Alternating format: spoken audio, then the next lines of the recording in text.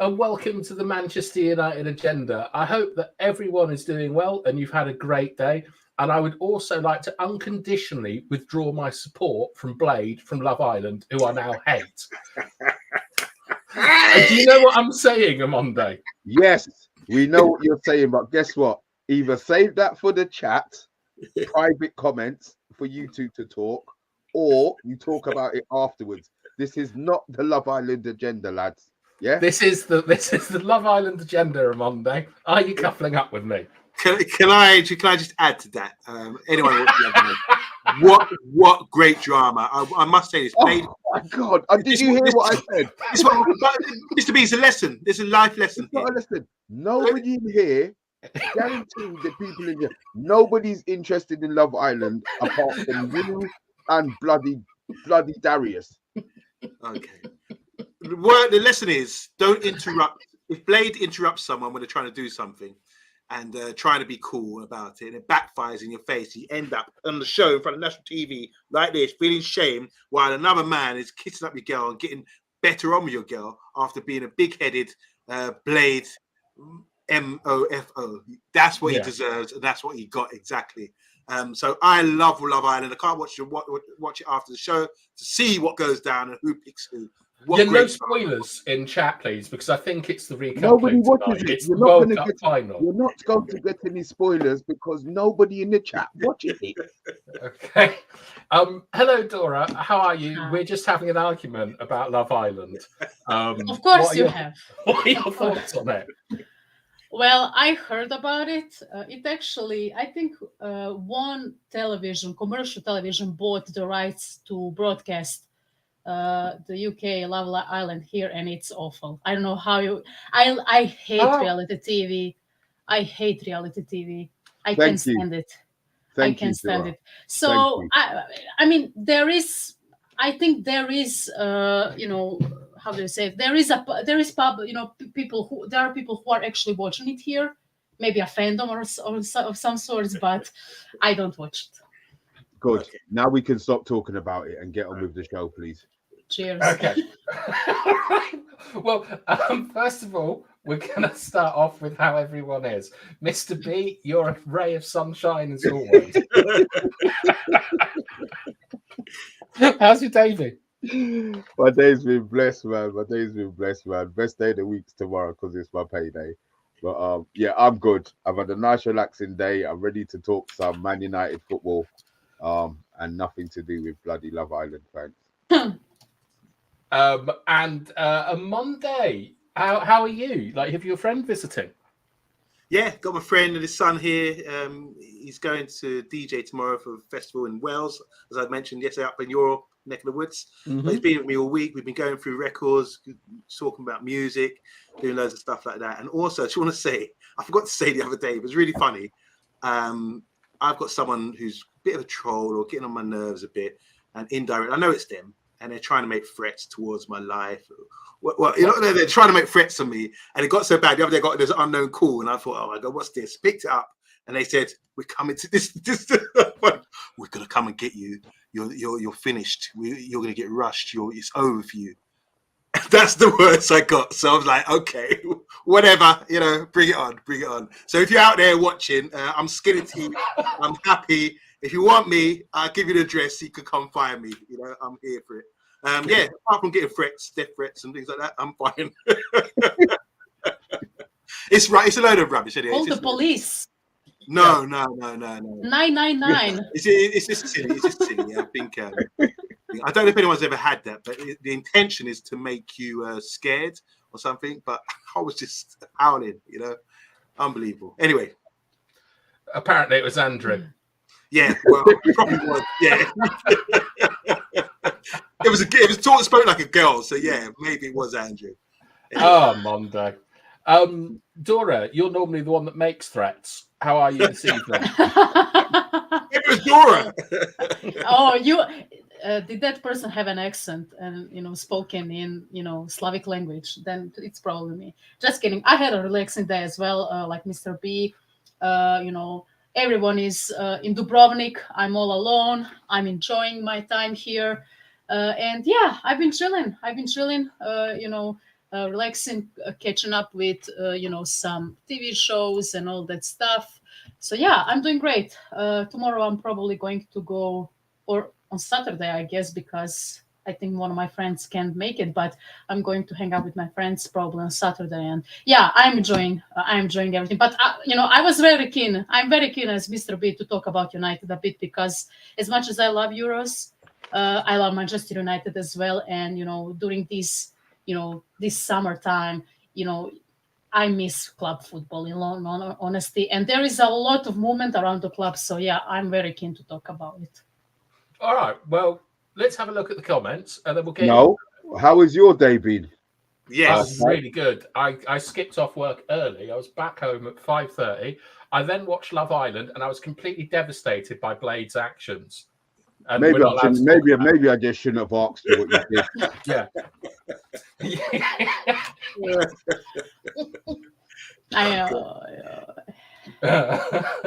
Right, what we got on the agenda today? No, we're doing the comments. People in the comments. All right. Andrew now believes that Gareth Southgate watches the show in secret. If you do, Gareth, leave a like and a comment and maybe a share. We have Stuart Marshall. Hello, Stuart. Let us know and maybe pop on a show for the Euros. We got DK Wilson saying the big three are on tonight, plus bath time. We got Simon Warner in the chat. How are things? How are things with you? And we got Chat Sport as well. So good evening to you. And look at this, a triumphant return for everyone's favourite boxer. It's King Dino. I hope you're doing well. How anyone can watch that Love Island shite apart from my missus. Stuart, I know that you sit there and watch it with her. Agile Beast is saying the American Love Island is absolutely awful. Stick to the British one. And we've got Early Doors. A blessed evening to bath time, Dora, Monday, and to Mr. B. Just catching up on Love Island and then forwarding it to Mr. B. After. It's a disease, Mr. B. It's a disease. Unbelievable. Love Island is just an excuse for bonking. I don't think many people need an excuse. I was going to say, you don't need an excuse to get me. Just need to find the time for the willing participant, you know what I mean? Okay. Oh, no, it's not the big three. It's the Fantastic Four. Oh, we've got Montreal. And then look who's here. It's Steph Griffiths. And she says we've got 14 likes. We're getting there. We're getting there. Yeah, that's quite a lot actually for us at this time. It's all that Love Island chat.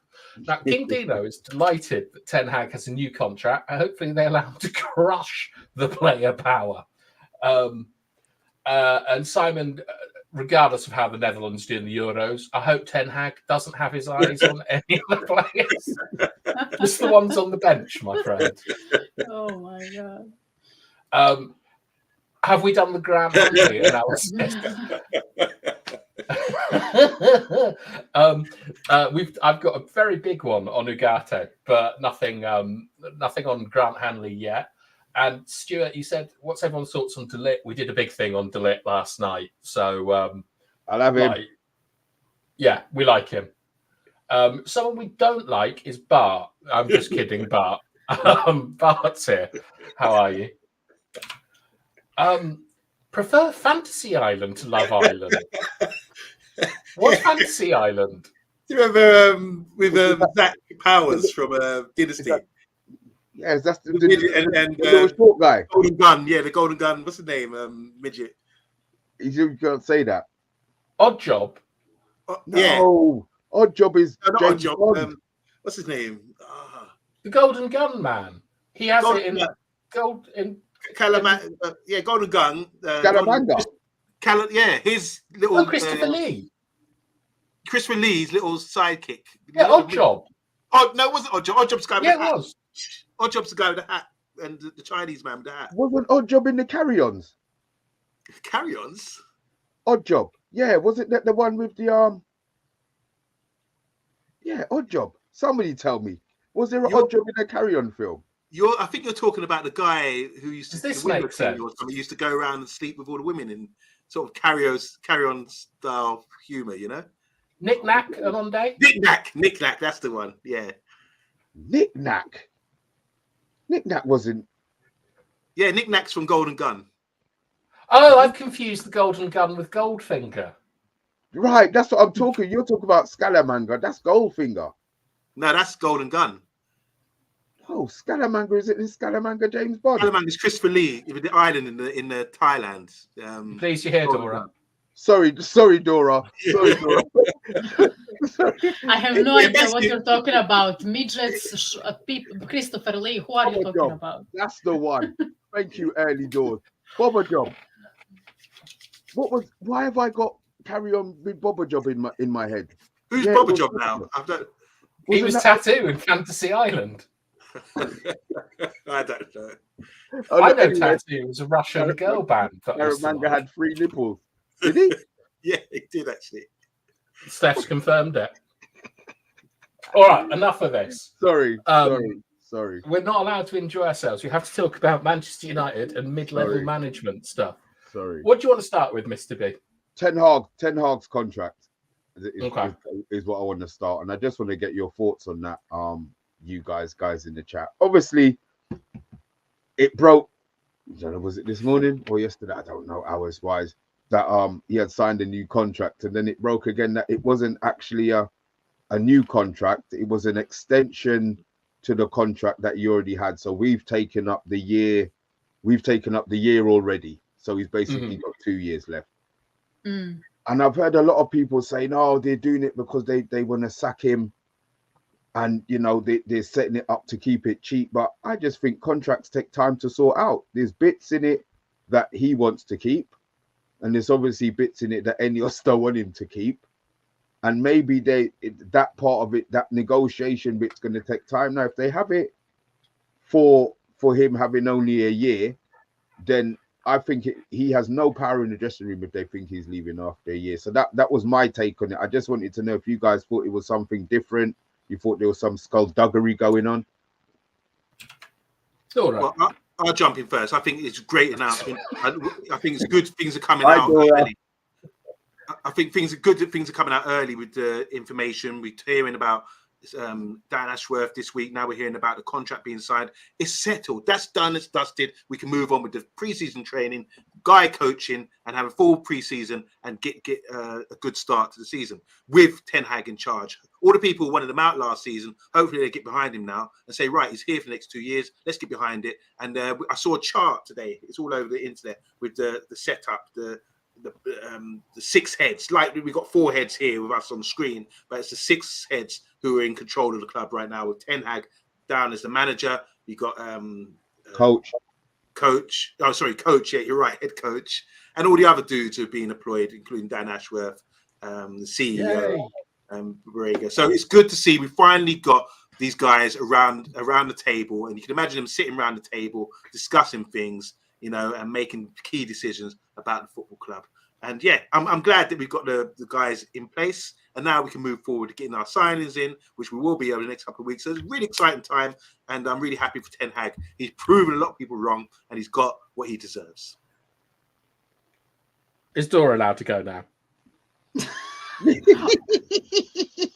Let the man talk. Monty, don't worry. Oh my God. I mean, look, I think this is, in my opinion, a good move. I don't think, despite having 2 cups, 2 trophies, I still think that he hasn't proven himself in the league. And I think that the board is aware of that. And they feel that, okay, we will give him a third year. The previous board didn't want to give, other coaches third season, maybe more, like Ole, Mourinho, Louis van Gaal. They feel like, okay, we will give you more time, but you need to improve. We know you're a cup manager. You brought us 2 trophies in the last 2 seasons, but the league form is, poor, and we feel that if we give you time, there is a space to improve. And I think it's a reasonable decision. So yeah, I'm glad that for the first time in a very long time, we are seeing, I always said that, this club, post Fergie, avoided mediocrity. Ten Hag wasn't necessarily, he wasn't mediocre because we won a trophy, but he wasn't as good, the best that he could be. But at least he will have time to develop the squad and maybe do something with this new infrastructure. And yeah, they didn't necessarily avoid him, in my opinion. Maybe maybe in the past we saw someone like Phil Jones getting a new contract after playing 20 games for in 2 seasons or something like that, or Luke Shaw after 7 seasons being bad, not necessarily bad, being average, then having a 1 good season, then all of a sudden he's getting a new contract. I think this is a good sign. Yeah, I would echo most of these things. I think that this isn't Ten Hag's final contract with the club. This is essentially sort of giving us a bit of breathing room to negotiate his new contract. As I believe he has like legal things in it about his veto on transfers and stuff like that. All that needs to be removed. New things need to be put in place. And it's the easiest and most efficient way to give him a bit of job security, and also to allow us to concentrate on transfers. Targets coming in, know that he's that there's going to be a new target. There's going to be a length of time he's going to be here. It allows us to focus on getting the players in. I think it's a good move. And as for what Amonde said about the that picture we've seen of all the new heads of department and things in, it's absolutely stunning to me that Woodward did all of that poorly for 3 or 4 years. So it's nice to see the club moving in the right direction, but it doesn't matter how many people you get around the table, we've got to get up the table. Yeah. I like that one. Yeah. I like that one. Table bar. Do you think everything's complete now in regards to backroom? Do you think there's going to be anything else added? Obviously, we added the extra guy that Newcastle wanted for helping with transfers. Do you think that that's it now? Do you think that they are happy with the structure? No, I think that Brailsworth, with his sort of like his attitude, his relentlessness, will be constantly tinkering with that medical department all the time that he's here. Like any new ideas, any new approaches, I think he'll be looking to get them in to give us that competitive advantage in rehabilitation and in match day preparation. So I'd be very surprised if the medical department isn't the one that they really want to focus on, especially with what's happened with Shaw, Malacia, Martinez, like all of them. Okay, just quickly, throw in, there's 25%. There's going to be a 25% cut in staff. Is there? Am I hearing right? Yeah, they're going to do 50. What's all that about, guys? You know what? It's takeover, Amondo. It's what happens. You do efficiencies, and from what I read, that under Ineos they want to put football first. Under Woodward and the Glazers, they put the commercial first, and so they completely overstocked and overstaffed different parts of the commercial arm, and that's now being cut down. And whilst that's a good thing in principle, I suppose, I don't like all these people losing their jobs who I think have probably worked extremely hard for Manchester United over the years. And it must be awful seeing us spend 150 million in the transfer window and then P45 handshake, thanks for all your hard work, download the app on your phone. Must be hard. I mean, if you've been around the club for such a long time, there's usually perks like that. I mean, my friend worked for BA for like 20 years, and he gets 20 years post sort of standby flights and cheap flights on top of that for his service. So hopefully these people don't just walk away feeling bitter. They will get some sort of incentive or get invited to games. I mean, you know what? I don't think they will on Monday. To be fair, I think like in anything, there's going to be people who were taking the piss. Yeah. And obviously I'm not going to say they've got the right people, but if you've got staff that you don't need, rightly or wrongly, when you come as bath times and you come in, they're trying to save money, So yeah, bad that we're spending 300 grand on Rashford a week, but his money's got nothing to do with. It has to be two separate. It's not like it's one bank account and everything coming out of one bank account. They've got this for set aside for this. They've got this set aside for this. So short term, yeah, I do really feel for. I'm not going to sit here and say, oh, you know, I'm glad they've lost their job. But at the same time, these are decisions that needed to be made by a strong head at the top of the club. You know what I mean? You know, maybe they knew that for years that they've had these people skimping and saving. I mean, they had, you know, they pulled people's credit cards. I'm sorry, if I had a credit card and I knew that I wasn't paying for it. Oh no. Jesus. No, so you understand. You understand. And I'm just like a simple. I don't, you know, I'll go and eat a kebab. I'm not going to eat bloody wagyu beef at lunchtime and drink Turkish tea. You know what I mean? I'm not. That's not me. So these people with their extravagant lifestyle, the club was paying for it. Did you mean Wagaman? Was it called Wagga? What's that? No, wagyu beef. Is that a restaurant? No, it's a type of beef. I thought you talked about Wagamama. Yeah, I've seen that. No, Wagamama's a shop. Wagyu beef is an expensive Japanese stuff. Right. Okay. They massage the cows and feed them special grain. Wow. Before they cut their throats. Yeah. And then we eat them. Delicious. I mean, it's only natural, right, to feel bad for those people. You always feel bad when you see, you know, 200 people, you know, being let off, you know, or fired from a workplace. Of course, it's always going to be those people, you know, as you guys mentioned. But at the end of the day, I think the reality of the situation is that United are in huge debt. You know, the club, despite being such a brand and a huge commercial powerhouse, still, despite everything, I think it's still losing a lot of money, and I think it needs to be fixed. And unfortunately, this is a short-term situation that will, you know, hopefully, a long-term be the best for the club. I mean, you mentioned it, Bradford, you know, his whole philosophy is, you know, 1% thing, right? As we talked about it, you know, before the takeover of him, you know, getting those small fractions and, you know, doing those small bits to have, you know, in the end, the best outcome. And yeah, you know, we will save, you know, United are going to save money on that end, but I think long term, you know, this needs to be done. I think we cannot ignore, you know, in the debt that Glazers left on Manchester United. I agree. And we also can't ignore the comments. And we've got a weird one for you, Dora. Guess who it's from? It's from Bart. Is there a popular DC or Marvel comic book character with a Croatian past or with fictional links to the Balkans? Yes, there is actually. Yes, there is. Yes, the Abomination, Emil Blonsky from Marvel Universe. He's actually born in Zagreb. So yeah, he is apparently Croatian, or of course in the former Yugoslavia. So yeah, that's his bio, I would say.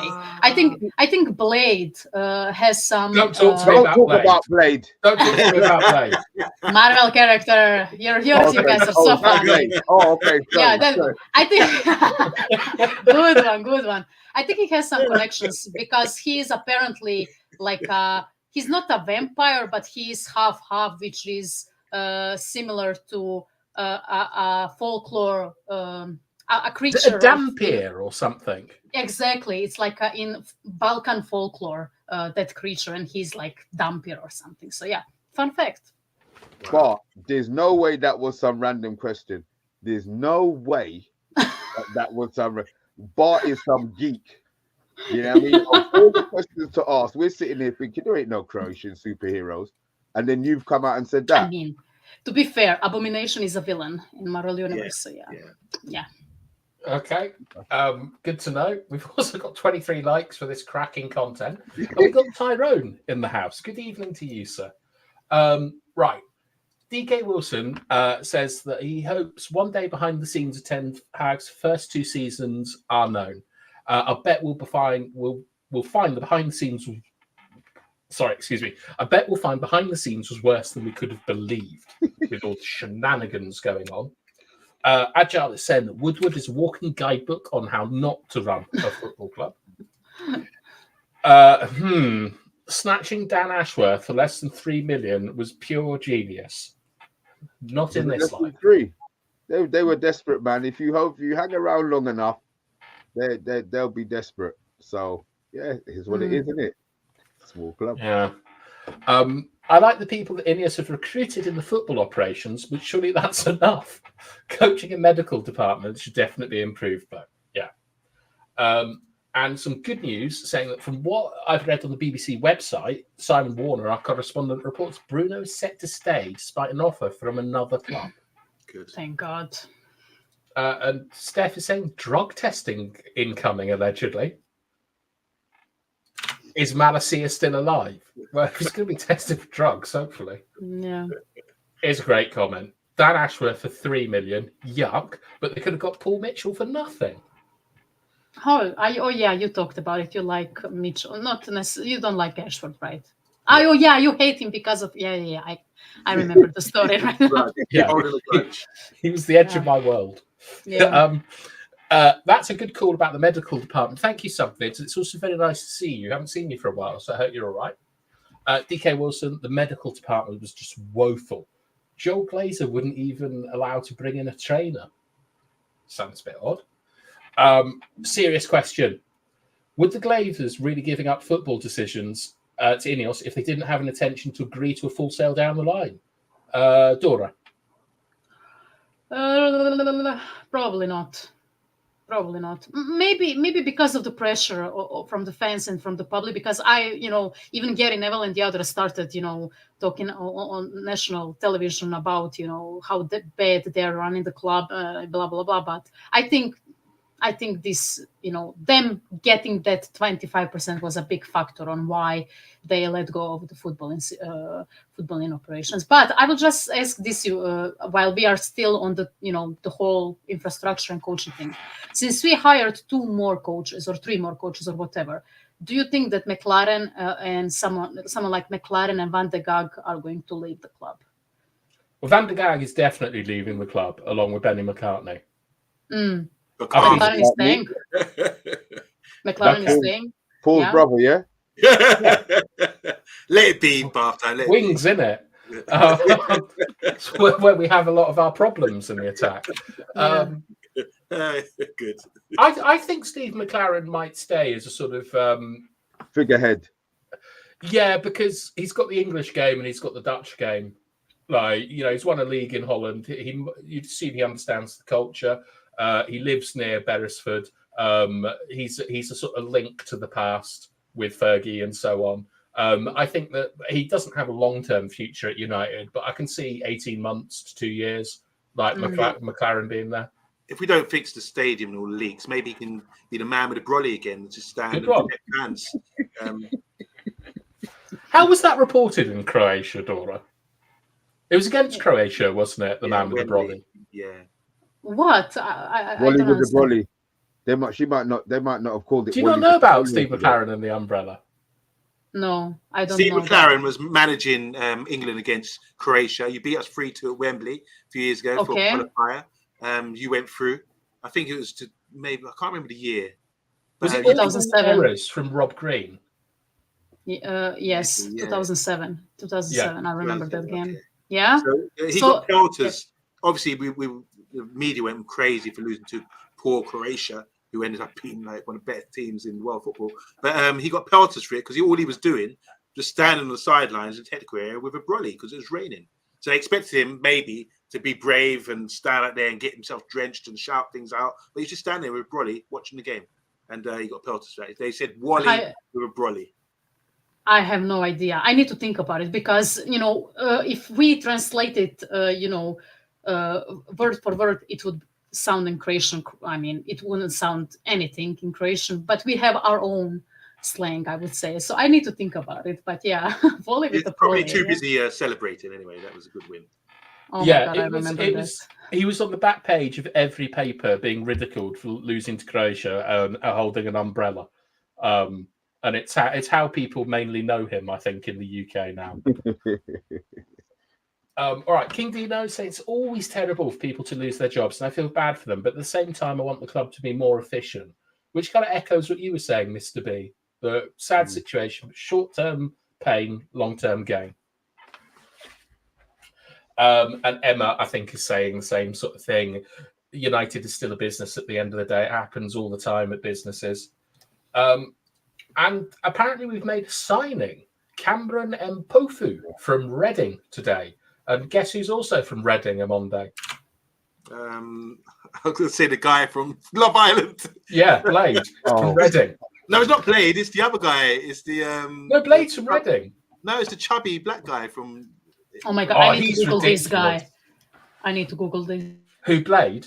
Don't Google. Don't wait. Honestly, he's got the biggest head you'll ever see. It's bigger than Maguire's. Has anyone seen Furiosa, a Mad Max Saga? Is pleasantly surprised. Awesome film.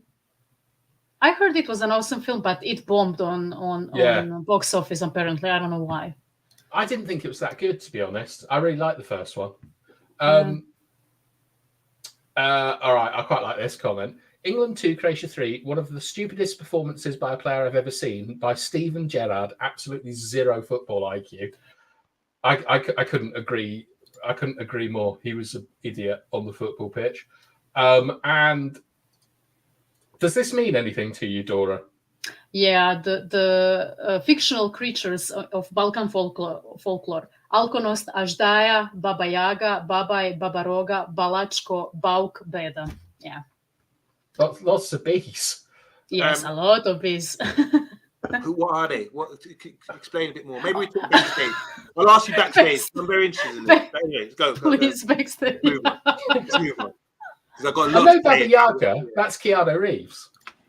Oh yeah. And by the way, I need to digress. Like, Blade has the biggest head I've ever seen in my life. Like, Harry Maguire is scared of this guy.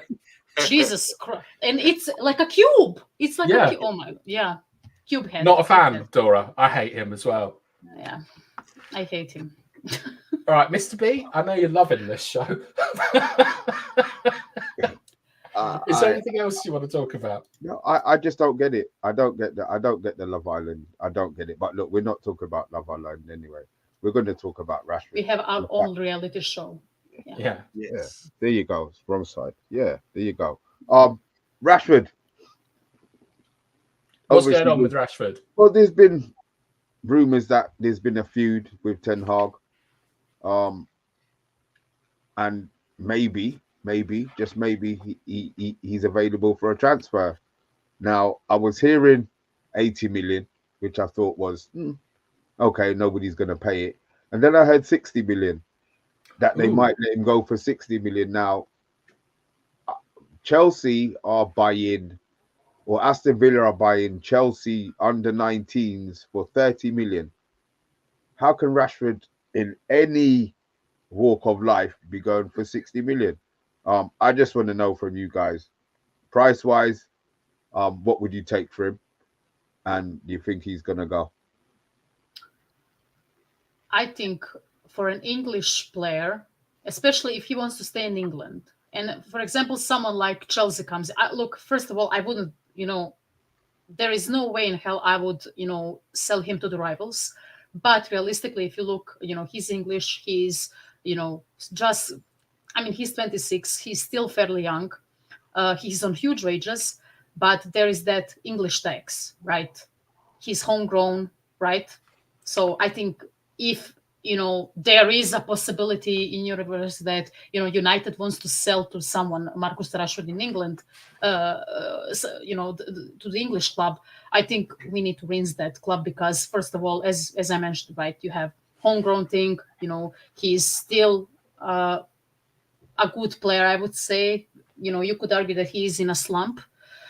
And what do I think? Do I think that we are going to, those rumors are true? I think there is a lot of talk from his brother, who is his agent. He barks a lot on social media. So maybe he's trying to bait out something, maybe other clubs like PSG or, someone else.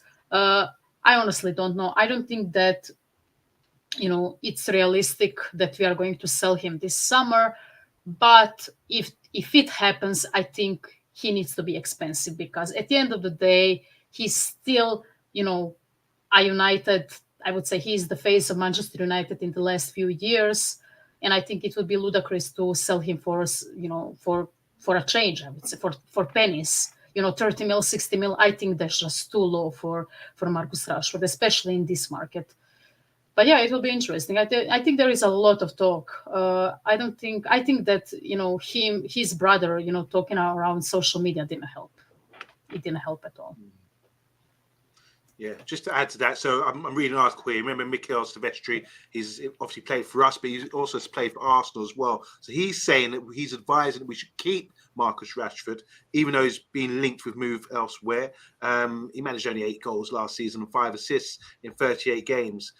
So with Paris Saint-Germain also in the market for a player to replace Mbappe, there's going to be a lot of players interested, clubs interested in Marcus. But the issue is that if we're going to let him go, for what Mr. B was saying, for 50, 60 million, we need to find someone who's going to be able to replace him. And that could be an issue because Marcus is unique in him being so fast, isn't he? He's rapid. And when he's hot. And he's a homegrown talent as well. So there's a lot to consider here. You'd have to be very expensive if we are going to consider let him go. You talk about relationships with Ten Hag as well. That was the whole thing about he's had a broken down relationship with Ten Hag. I don't see it like that. Ten Hag's just signed a new deal. And I think they can sort things out. Whatever's happened. Yeah, I really do. Bro, Ten Hag doesn't fuck about, I agree. You've seen it. And to me, I said, I love Marcus, but we talk about a big statement, where a manager comes in and says, yo, you're out. If he sold Marcus, if they sold him, it wouldn't be, I don't think it would cause an uproar in regards to the fact that he was shit. He really, really was. And it's only my love for him and my remembrance for the season before that has kind of kept me kind of on his side. But maybe Ten Hag has had enough. It says here in the article, just from Mikel Silvestri, he says the manager likes him. I just hope that Marcus bounces back this season. With the messages clear to Ten Hag, it's likely Rashford stays at his boyhood club. And they're talking about Arteta could be in for him as well, because Arsenal are always sniffing around, think that he would be a good sign for them. Exactly. He's not even Dutch. He's bloody French. Right. For me, I think that is there a motivation to sell Rashford? I think there is. I think he's overpaid. And that's a big consideration. He lied to the manager and he got caught publicly. Yeah. And I think that Ten Hag is after my own blood, where I think he bears grudges, Ten Hag, and I think he rewards loyalty. Yeah. I do. I think it's only what Casemiro did at the cup final, I think, is probably a worse offence for Ten Hag of refusing to play. Like, Rashford went out, was completely unprofessional. And that, to be honest, you'd be surprised how often stuff like that happens. But he lied to the manager about it. They haven't got on. If you think back to the Newcastle game, which was Martial's basically his last game for United, Rashford and Martial were terrible in their pressing work. They didn't want to do it. We've seen that Rashford has never really been interested in the defensive side of the game. I think that there's a lot of pressure there to sell him. I would suspect that the 50 million figure would only be to a club from abroad. I'd be very surprised if United would sell him to anyone in the Premier League. Like, it has to be abroad. And then the other kind of bit of evidence we have is that Rashford's changed his agency. Mm. And you normally only do this for one or two things: a move or a contract, and Rashford has the contract. So I personally think that we should probably just give him 1 year under a new structure with a much more unified game plan. But I also like the fact that we're probably that he's sniffing about and we're sniffing about to see what his market value is, what the appetite is, and so on. And it's unfortunate, but Marcus Rashford hasn't been a Manchester United fan in the last season because he hasn't worked hard enough and he's brought the physical level of our team down with his lack of work rate, and that is unacceptable to us, and even more so to Ten Hag. So I can see something in this, but I think that the prices and the wages make it unlikely. Interesting. Let's wonder. Can we go to the comments? Because I'm sure this always brings up a lot of communications in it from the people. A lot of division. Yeah, definitely. All right, well, we'll start off with the diehard Man United fan in Bart saying Rashford will not leave United this summer. His wages are too high. He's very important for the brand. His image is tied to Manchester United. And most of all, no one will stump up the dough that you want. I think that his image is less important now. I think Kobe's and Garnacho are probably going to take that over in the next year or two. Yeah, agreed. Tyrone, I hope and pray Rashford gets sold this summer. Sick and tired of seeing him in a United shirt. Give United 60 million, they should sell. He's worth around 45 million at best. If we get north of 70 million, we should do it. To be honest, apart from Kobe, I think I'd take 70 million for any player at the club. Even Garnacho. Yeah. Would you take money for? Would you? Yeah, 70 million for Garnacho, absolutely. No, man. I'm holding on. I'm holding on to him, boy. What would you take 90 for him? Stumped. Let's think about that one. So you're not against it in principle. It's just the price that we need to negotiate over. Oh, bloody hell, bro. Yeah. I'm only listen, Kobe, as I said, you don't Kobe's priceless. You don't tend to fall in love with players quickly, but Jesus, man, this guy. And the fact that the whole world is watching, and I'm having Arsenal man talking about England saying Kobe should be starting, but he's shit for United. That's fine. I have no problem with that.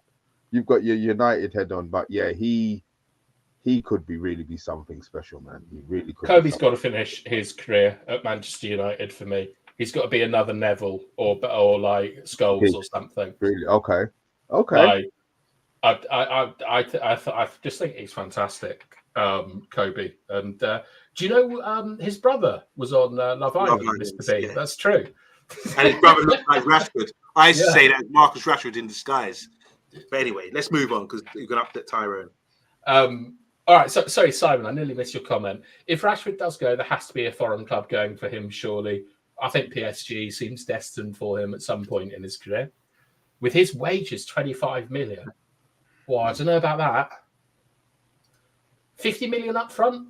That's 50 million euros up front with 20 million in add-ons is a great deal for Rashford. We need to inject new blood up front. There's no telling if Rashi can get his mojo back. Sancho back on form after leaving United. And Ajay saying, what's his bromy? I've never heard that expression before. What's his bromy Malasiris back? We might see the best of Rashford again. Andrew with another tasteful comment. Right, Montreal wants Mitoma and the Carrot Man. We can find a quality left forward if you really want to search for one. I'd suggest Leao myself. I think he looks suited to the Premier League, like with his pace and his power and stuff. Yeah, those are players. When we said about replacing him, those are the kind of names. And and he's a winger, right? Player, He's a pure winger, Leao. Yeah, I think he can play inside as well, but he's playing with Ronaldo, so God knows. 3 players can be sold: Greenwood, Sancho, and Rashford. That's almost Ollie's dream, with Martial gone as well. Yeah. Yes, Dora, Rashford's brother needs to go. I understand family and all that, but he seems he's really hurt his career to the point it's affected his on-pitch performance. Oh, this is I don't know about this. I'd sell Rashford to Arsenal in a heartbeat. Mr. B. Arteta wouldn't want him. I think Arteta would love him. He would take him. Yeah. Arteta would. Why are we talking about Rashford leaving? Maybe the club won't sell him there. The club won't sell him. They could never say, and it wouldn't be for that price anyway. If Arsenal came in, they're doubling that. Rinse them. It's got to be 100 million minimum. If Rice money, no joke, maybe even more. That's a good point, Doro. If a defensive midfielder is going for 105 million, Rashford's got to be 150 to a rival. Well, we got a defensive. We're going to sell him a defensive winger, yeah. Yeah. Montreal is saying that Rashford's been nothing sort of pathetic. Nico Williams would be a good Rashford replacement. I think so as well. Martinelli, I'd sign in a second. Swap with Arsenal. No. What? Martinelli? I think Martinelli's a decent player myself. He's a decent player, but he's better than Garnacho. He's not better than Rashford. I mean, he's younger, right? But I think he had a poor season last season and the season before, unfortunately. I don't know why. He starts good, but finishes really I mean, we're downgrading, aren't we? Because if we send Rashford to there and then we get the guy he's replacing, that doesn't sound great to me. Yeah. Liao is a good winger, but he's a goal-scoring output. Salah-esque. It's very difficult to find a winger who scores as much as Salah, but also who defends as poorly. It's really just Rashford in that category. Martinelli is good, but inconsistent. He's miles better than Rashford. I think what you get from Martinelli is his floor is better than Rashford. But at the top, for the top moments, Rashford will always beat him. And that's why Arteta would probably prefer to try and work with Rashford than he would with Martinelli. Would you swap Rashford for Havertz? No. Don't like Havertz?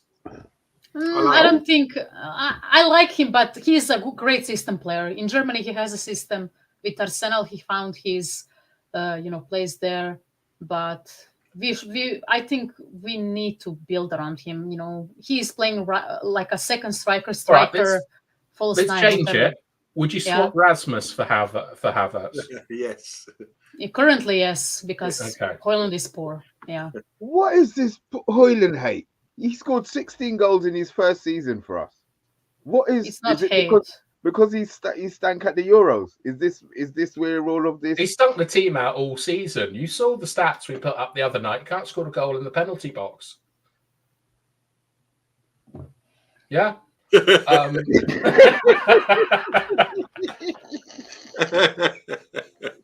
Work rate. This is what I'm. This is. I think I addressed this actually when I talked about the floor. Yeah. All right. What's up? Is it time for a presentation or? Are we just going to skip that off? Well, you've done the work. Do it. Look, bath time. I'll tell you what. Yeah. It really depends on how long this is going to be. Because if it's going to be a really long one, then maybe we need to save it for another one. But if it's not, then you've done work. So I'm easy. Man. I think you should do it, but make it a monologue. Don't ask us no questions halfway through. What's the point of having you here then? You just want to go and watch Casa Amor? I don't. I'd want to listen to this. All right, we'll do it quickly. We called it yesterday, and people in the comments called for it. Deliver. I'm here for it. We'll do it quickly. This picture should tell you everything you need to know about Ugarte. He's not very good. That body shape in challenging Mickey Amaron. Look where his hips are. Look where his shoulder is. Poor. Right. One picture out of how much? Well, that was the first picture that came up.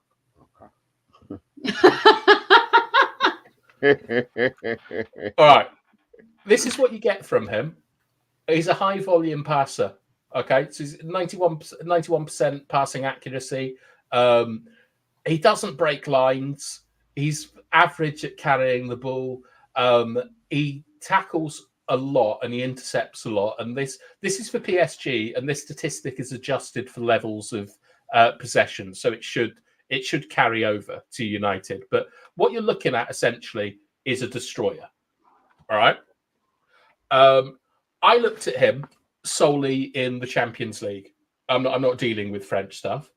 He offers nothing in attack. He doesn't offer anything in build-up. His defensive play is only really around interceptions. Tackles, clearances, and aerials are extremely low for a CDM. Right? This is compared to midfielders. So if you look at aerials one, he's right in the middle of all midfielders in the Champions League. That includes like Eriksen and people. And he doesn't also do a lot of tackles. His only outstanding defensive capability is his interceptions. And passing. Well, I'm going to get to that later. I think that's really poor, his passing, and I'll tell you why. Okay. All right. Where does he play? I looked at his positions against Borussia Dortmund, Newcastle United, and Milan. In the first one, he's playing CDM, so he's right in the middle of that graph, like as the sort of the pivot.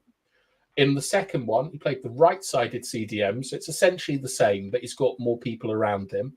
And in the third one, he basically played in a midfield three, and that was pretty much his last game for PSG. Okay, so he plays in the centre of the park. I've looked at what areas he covers in those games, and I think that's fairly explanatory. That you're looking basically box to box, slightly right-sided area. Like, he's not getting in the box. He's not really defending in the box either. Yeah? Are we all happy with this? Yep. Yeah? All right. Why is he on the market? He joined last year for 60 million euros from Sporting, like last summer. Enrique considers him too limited in possession. He lost his place in Champions League matches.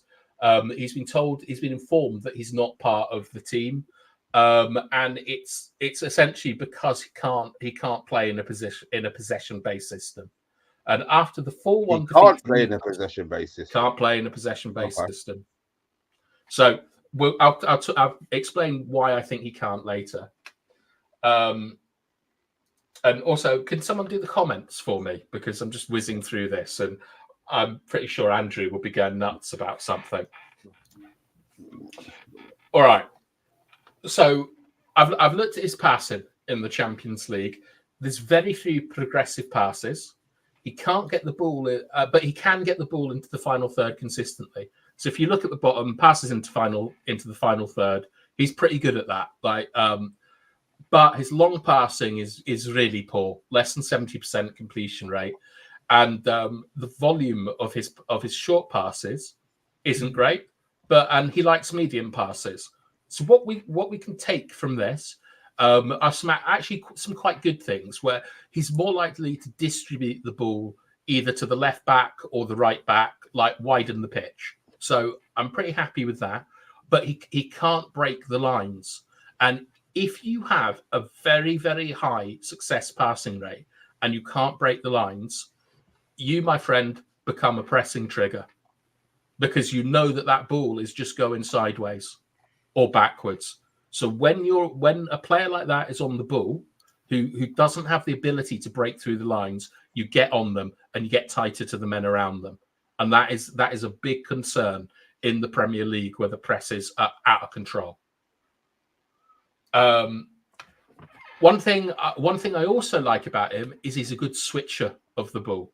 So when he's in that central area, he's able to switch it out to another side and widen the pitch. He hits men offside a lot. I don't know how important that is, because they're quite lazy at PSG up front. But for a pivot player, certainly a single pivot, there's nowhere near enough play going through him. Like, it's all going. You're playing around the block rather than through the block with him there.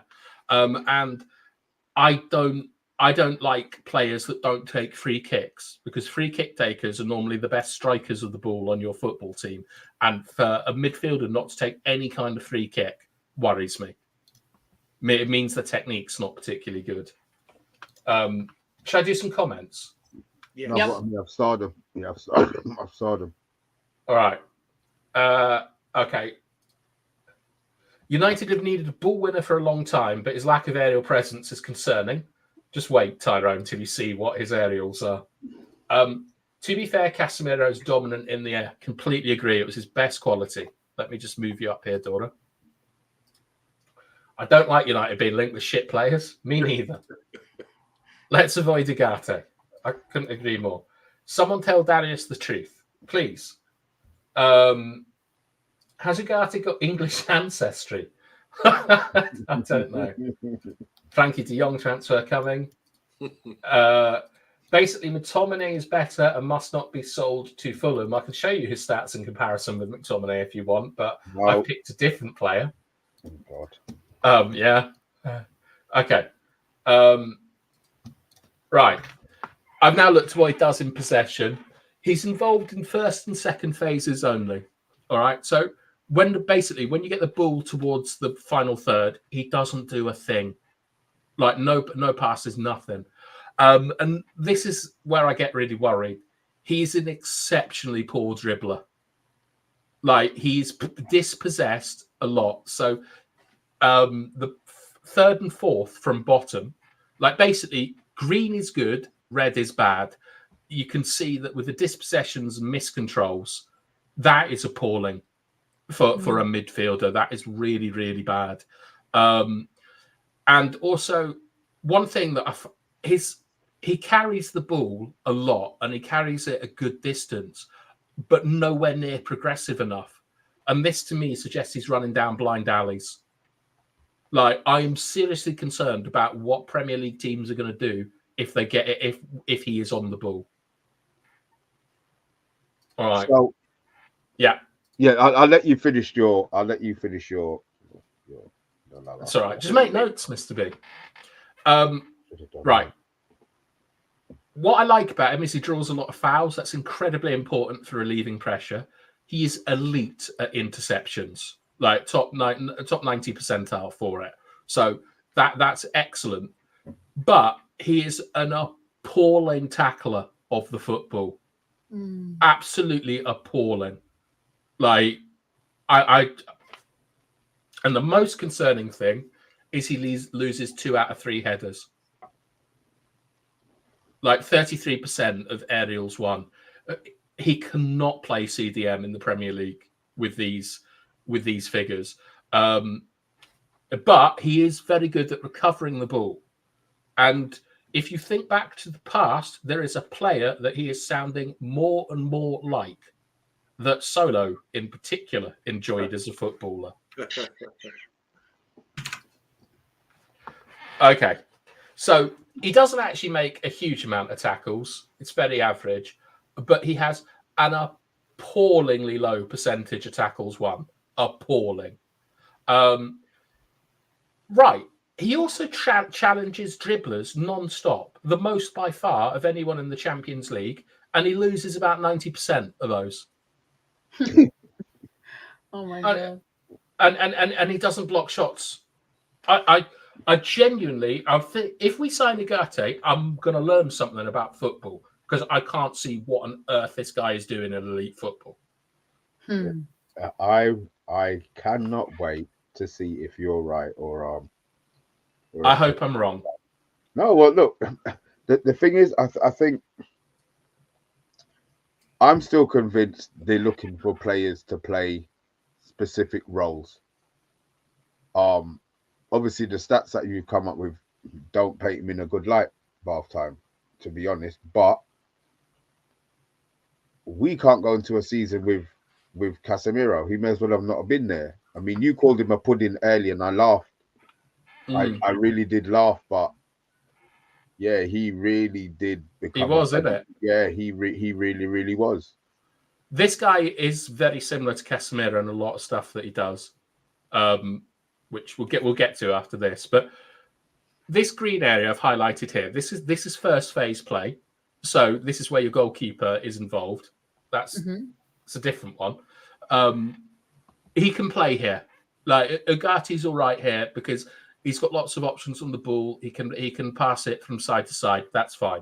It's second phase play where he worries me, because we've seen this all the time with Eriksen, sometimes with Bruno.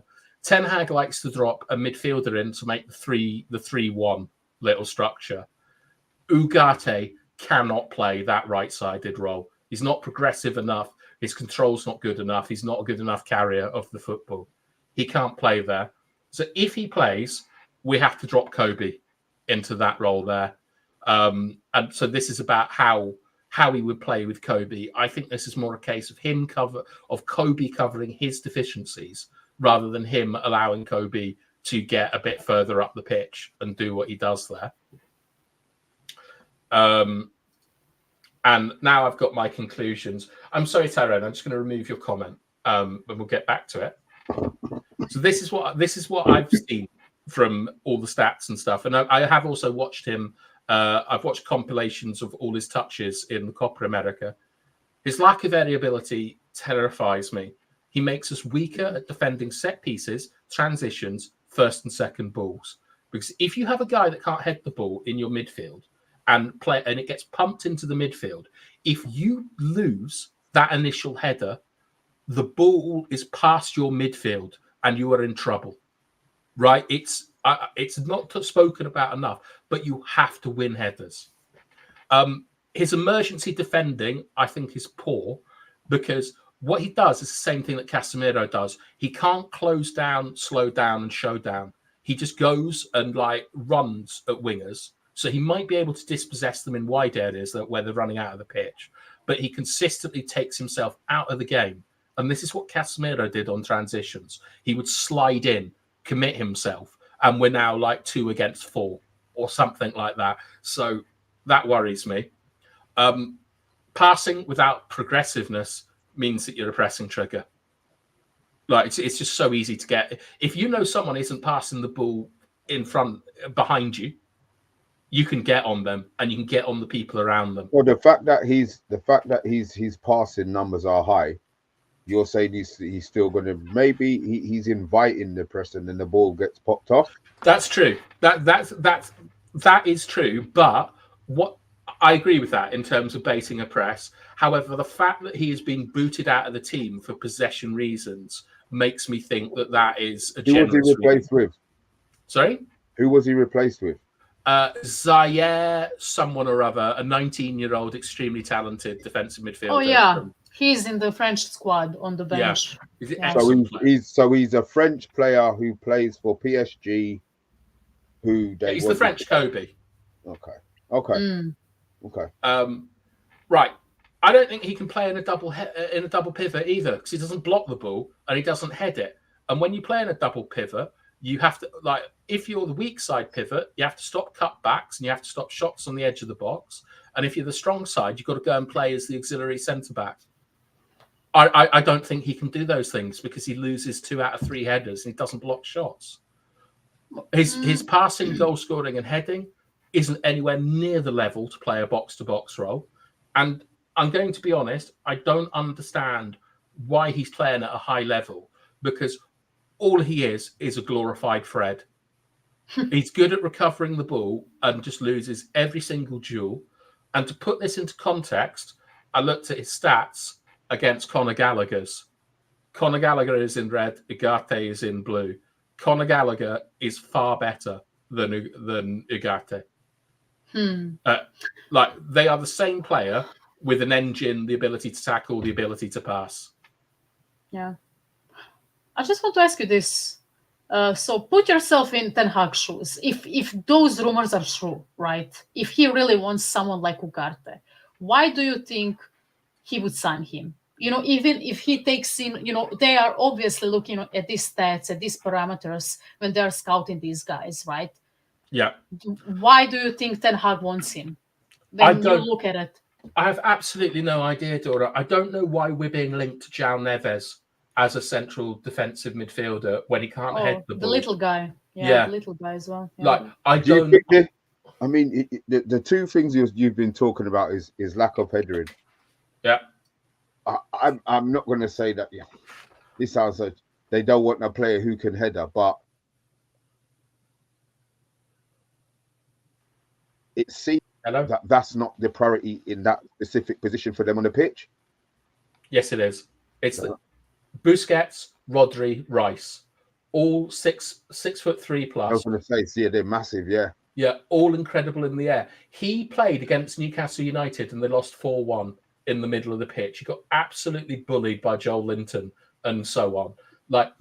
The problem with the Premier League, Mr. B, is that you will get turned over by Brentford unless you have players that can match their physicality and then you play football. So when you look at Arteta, for example, you might not rate Rice, you might not rate Havertz or Kivior or all these players, but he always goes for strong players that can win their duels. And that means that, like, if a team wants to compete, they're going to go at it. Exactly the same with Pep. He's replaced all his centre-backs with, like, elite 1v1 duelers, like, you know, a Kanji and so on. So I understand all of that. Like, I agree pretty much with everything that Arteta does in football. Like, that's kind of how I see it. With United, there's got to be something that we're looking at, because we have been linked strongly to this guy and to Neves, and they're both small, like up and like runny, like high energy, like across the yard players, not too dissimilar from like deeper Mason Mounts. And I don't know what kind of football this is. I've never seen it before, where you have a lot of small men in the midfield, like. And I just want to add on to that point, right? And then you add in De Ligt, who, you know, we like him. I think we all concluded that we like him, but he's still not the best in the air. Then you have Lisandro Martinez, who, with all due respect, is a great player, still not good in the air. If you look at it, at the end of the day, the only physical midfielder that we have in the team right now is Scott McTominay, and we don't like him, except bad time. And Harry. And Harry, right? Can you pull up that Montreal comment about Makelele and N'Golo Kante? I get Montreal. I get what you're saying, but they had monsters next to them in the back line and in the how do you say, in the midfield. This, like, imagine United, you know, having Martinez, De Ligt, João Neves, or Ugarte, Kobe, who, you know, he will probably grow a bit because he's still young, but he's not. We never saw him being an insane physical specimen. Then you have Bruno, who he is relentless, but he's not a physical specimen. And then you have, you know, wingers who also have, you know, problems with physicality. I think I agree with you, Betam. Like, I think this team, when you put this guy in, either Ugarte or João Neves, I think we are, you know, facing, you know, if we are playing in Portuguese league, great. If we are playing Mount Doom. Oh yeah, throw some rings into Mordor. Perfect team for it. Yeah, but you know, yeah, hobbits. But you know, in Premier League, that's not going to, you know, go through. Unfortunately, I think Kante and Makelele are, you know, they are great DMs. They are, you know, legendary DMs, but they had different situations. They had physical players behind them and next to them. This isn't the case for Manchester United. I think that's a very good point, Dora, because Jose, I think, only ever signed 2 players that were under 6 foot. One was Ashley Cole. And that entire team around Makelele was massive. And N'Golo Kante, every single manager has tried to get him to play box to box for the last like 7 or 8 years. Started with Sarri. They didn't want him in the number 6. They wanted him as the box to box midfielder, because the game changed. So I don't think that it is being disrespectful. There's lots of short players who have done well. Alan Wright at Aston Villa, but the Premier League is a different beast now, and I don't know what Ten Hag and the Dutch boys are cooking up, because it looks madness to me. So I'm very excited to learn what this new, because they do know more about football than all of us put together, and they must understand that you can't have 2 5'7" players in defensive positions in the Premier League with João Neves and Lisandro Martinez. Like, I don't understand how it works. Like, Kobe Mainu isn't particularly tall, but he wins a decent amount of headers. 5'9"? I think he's 5'11". I think he's just shy of 6 foot. Yeah. But I don't understand what we're doing. And Amonde, you've been quiet. I want to know what you think about all of this. Well, I'm a good student, but after time I've sit here observing, haven't been interrupting like Blade does. Dora and Mr. B. I've just listened to the lesson and took it all in, because I don't know much about this guy Ugarte too much, and I've learned a lot today about the way he plays. And it is the question that has to be asked after your conclusions is, why would we go for this guy? The only thing I could think of, we bought a coach from FC Eagles, is it, the other day? Yeah, Hackett. Yeah, and he was brought in. Apparently, we discussed this, didn't we? He plays very narrowly. Maybe we sort of speculated maybe he's brought in to protect the midfield and change something. Maybe this guy is the answer, Ugarte, with his interceptions in midfield to stop us, the transitions, people running through us like that. I don't know, because he hasn't got the physicality, it seems, as well, with that first image of him chasing Almiron, trying to drag him back and all that. So, yeah, the factor we have to consider, as you just said now, is the Premier League. And you don't want to get, like you said, you've explained everything really well, halftime, about Brentford and teams like that who are physical monsters and can just bypass everything and exploit you if you've got a small team.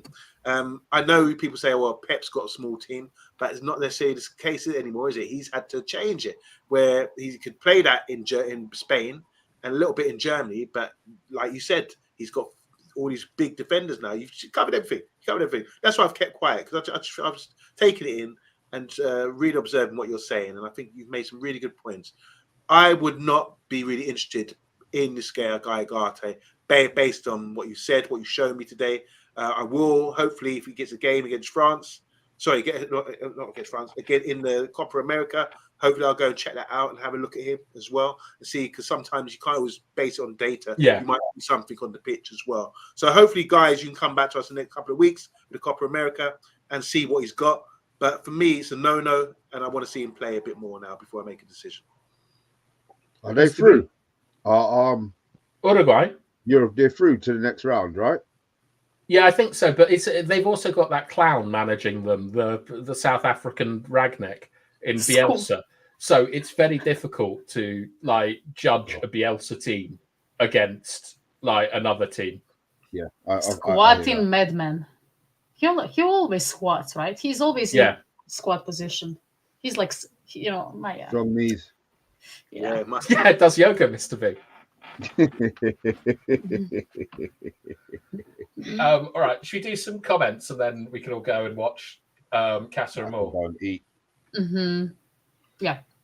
All right, Bart. Let's start with Bart here.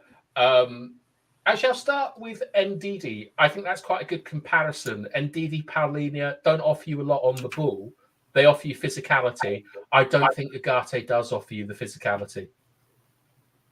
But Ten Hag's top Ajax teams always had a midfield destroyer like Shone.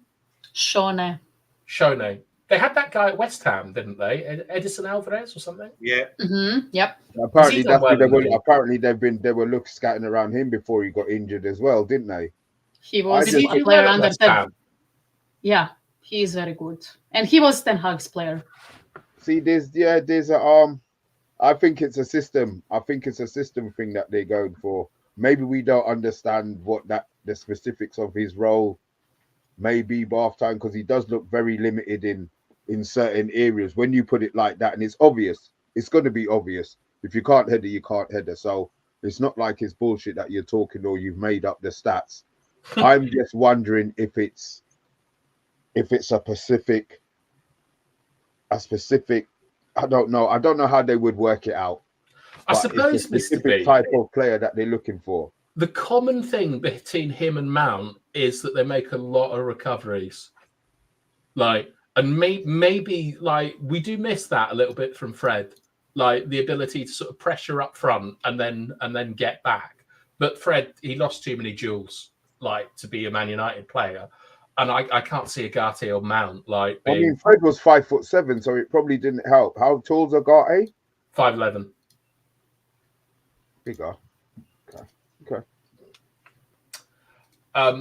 Even though he's 28, I'm leaning towards Adrien Rabiot. He's a good all-round defender. I'd take Rabiot over him. Shows us that some players are lucky to make it at the high level. I don't know. I just don't think I understand football well enough to be able to explain why Ugarte went for 60 million to PSG. You're not a bad player if you end up at PSG. For that amount of money, you can't be. I just don't understand what it is. Emma Kay saying, I'm not really believing all these links till they're almost in the shirt.